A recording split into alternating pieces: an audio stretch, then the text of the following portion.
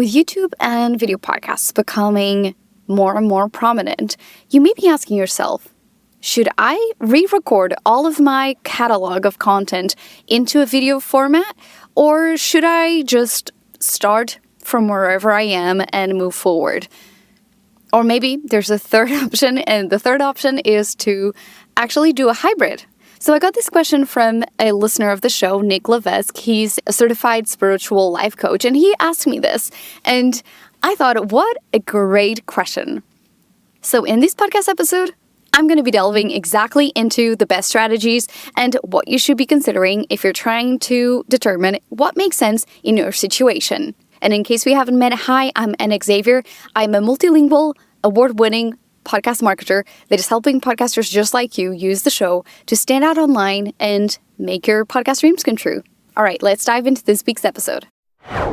First things first, I gotta say, this podcast episode is being recorded in audio format because we had a lot of storms here in Dallas, and not only that, I also had some contractors come into the house, which they ended up not showing up. So I am recording this in a sound booth in my co-working space. And this is something that I want to tie in with the episode, which is, let's look into your capacity and your availability. So when looking at podcast impact, we always look at the long-term impact of our content, right? Like, we are not publishing an episode, and just like a blog, we don't expect all of the traffic to come through directly. So that's the same thing for your strategy for video content or audio content. Look at the capacity they have. A lot of people want to be really ambitious and say, I want to record everything from scratch, and basically offer different types of options. Maybe they want to rent a studio, maybe they want to do a batch recording, which you can do. But I really want to ask yourself, when looking at the podcast as a tool for your business, does it make sense for you to spend all of that time recording episodes instead of just publishing an audio-only format on YouTube? The next question that you have to ask yourself is this one. Does the content need to be on video? And the reason why I'm asking this is that, for instance, I am not recording episodes that I know that require a little bit of intimacy or that I want to be optimized for YouTube consumption. And those high topics, like, for instance, how to break down analytics or looking at, like, downloads. Are downloads important? All of those episodes, I would always want to record them on video. The reason for that is that when you show up on a video, you have a bit more authority. But also, one thing that I do all the time is to look at my community and how I show up as a leader. And more often than not, I record episodes without any makeup on because I want to be the example of someone who is showing up on camera, not having makeup, feeling like they don't have to have, the perfect hair. Because I want that visual, that powerful visual element. And also for women who maybe are looking around and in their industry, there aren't that many women doing what they're doing and is, it may be dominated by men. I want them to look at someone and just realize that, hey, like, Anna is doing it, I can do it too. Embodied leadership does matter. And when we do things like that, it has ripple effects. And then last but not least, also as a multilingual, someone who doesn't necessarily have like a very strong accent, but I want people who speak English as a second language to look and say, hey, like, people are showing up on YouTube and they're not kind of like worried about what it may look like. Those are things to consider. So look at like your core topics, things that you want to make sure that are optimized and found on YouTube that people will click through. Make sure that those are video and not audio only. So, for instance, like looking at this type of episode, it's kind of like a low risk. It's a question that I get, but I know that in the long run is not like one of those big search queries that I'm going to have people come to the website. And then another key point is when you're looking at the type of content you're creating, does it make sense?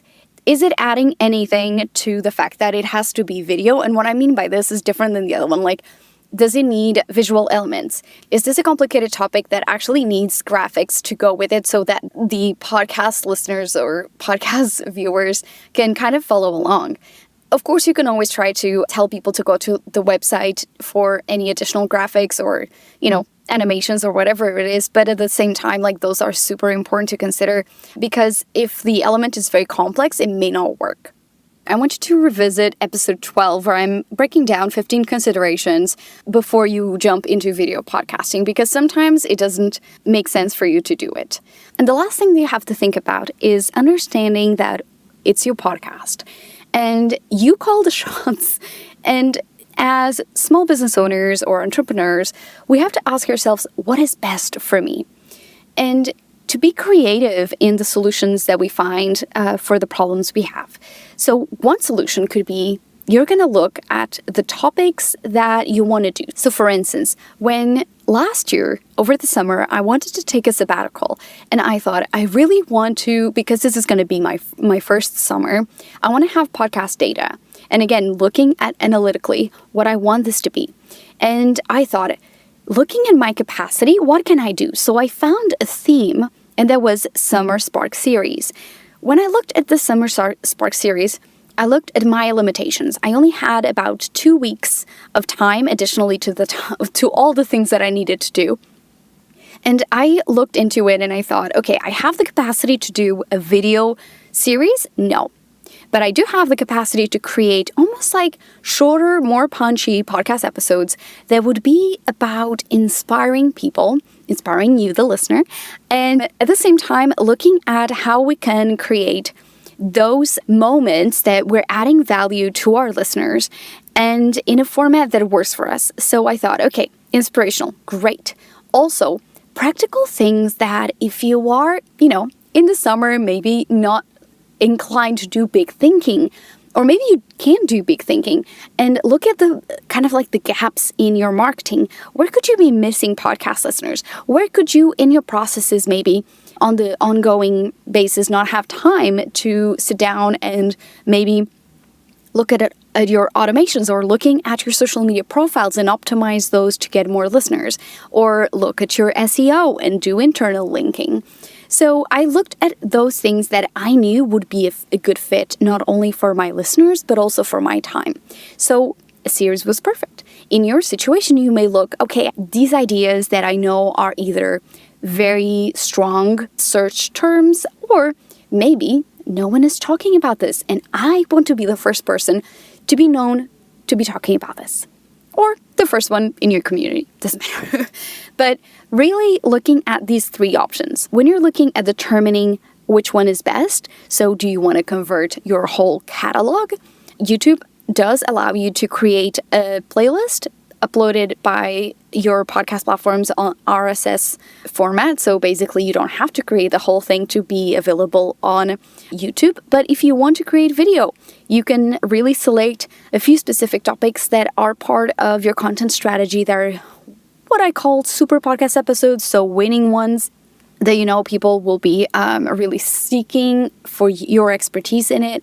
Or do those series where you're looking at, maybe you do these key elements that are going to be moving your business forward, or that do require some sort of visuals to go with it because the topic is very intense or complex, or you just know that it's the kind of episode that you want to look directly into the camera, so you're looking into quote unquote directly into your listeners' eyes. So those really are the only things that you have to think about, strategically looking at it from your capacity, from the content strategy, but also thinking about the opportunities, right? Like, is this what's called a blue ocean strategy, which is looking at what no one else is doing and how can you do differently to what they've done to stand out in the online world. Additionally, I don't believe that there's something that is going to be the one episode that will completely change your reach and it will explode. More often than not, as you are being consistent and strategic about your episode ideas, about your episode flow, the way that you're marketing the podcast, just do what is enabling you to create high quality content in a way that you're proud of to showcase, and let time and SEO do their thing. I don't want you to worry about the fact that you should be doing, or you must be, or this is the best outcome. As I've talked about on this podcast before, there are so many different ways to really look at growing your podcast. There's not one strategy that's going to quote unquote fix your low download numbers, or it's going to bring leads to your business. It's a combination of things. So if you want to create one podcast episode because you're really called upon, and it can only be done in audio format, and you're like, it's either now or never, go for it.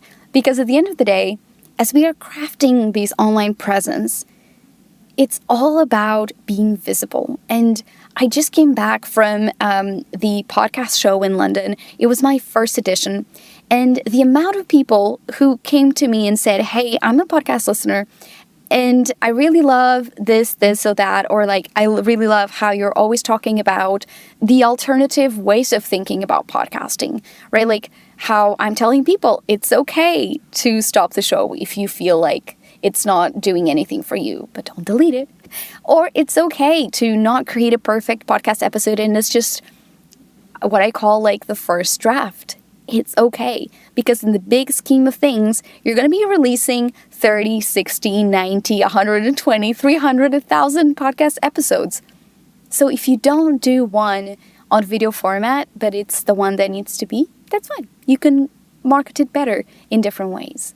So own your strategy, do it intentionally, but also don't be afraid to create a video podcast even though you don't have all the makeup or your camera is not the fanciest.